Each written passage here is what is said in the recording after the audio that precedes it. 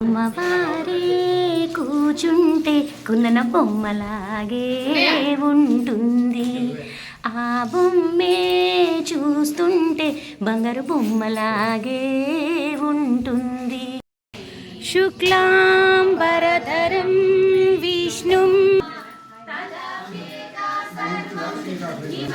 కరికలభ కుంభస్తననత పరీక్షీణా మధ్యే పరిణత శరచంద్రమదన ధనుర్బాణాం పాశం శృణిమపి దదానా కరతలై పురస్తాదాస్తాంనః పురమతితురావో పురుషిక సుధా సింధోర్మధ్యే సురవిటపి వాటి పరివృతే మణిద్వీపే నీపో పవనమతి చింతామణి గృహే